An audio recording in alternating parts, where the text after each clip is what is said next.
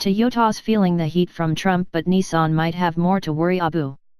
Since yesterday's flap over Toyota's production facilities in Mexico, and some confusion over which plant was building which product, Reuters has been poking around other Japanese manufacturers' operations in that country. As the news outlet reports, Nissan seems to have the most at stake and would be more likely to suffer if some sort of tariff were imposed by Trump's administration or Congress. Some quick background about tariffs, and specifically who can impose them. Congress has the constitutional authority to impose tariffs on other nations, but the president has been delegated this power in specific circumstances. There's a great rundown over at CNN Money that you should read if you're more interested in all that. And more importantly, the president has the ability to hit individual industries with tariffs. Presidents Reagan and Bush used tariffs on steel, and other measures like quotas, in protectionist measures in the 1980s and 2000s. Let's also not forget about the chicken tax, which hits imported pickups with a 25% tariff. It's a major reason why Ford fans don't have a Ranger right now to compete with the Chevrolet Colorado and GMC Canyon.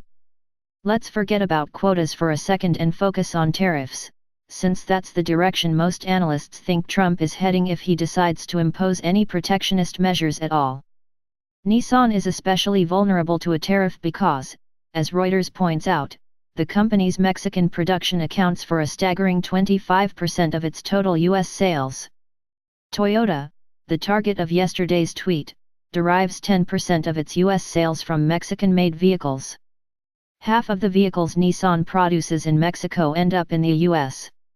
Trump has previously said he would like to impose a 35% tariff on Mexican-made cars sold in the U.S. Since Nissan makes roughly 800,000 cars a year there, according to Reuters, the impact would be relatively severe. J.P. Morgan estimates that a tariff of less than one-third of what Trump proposes would cut into Nissan's operating earnings by more than 10%, Reuters says. Toyota's losses would be slightly under 1%. That's a big difference, and shows Nissan's vulnerability to protectionist measures. Toyota and Nissan likely have some options. Both manufacturers make a significant percentage of the cars sold in the U.S. within the U.S.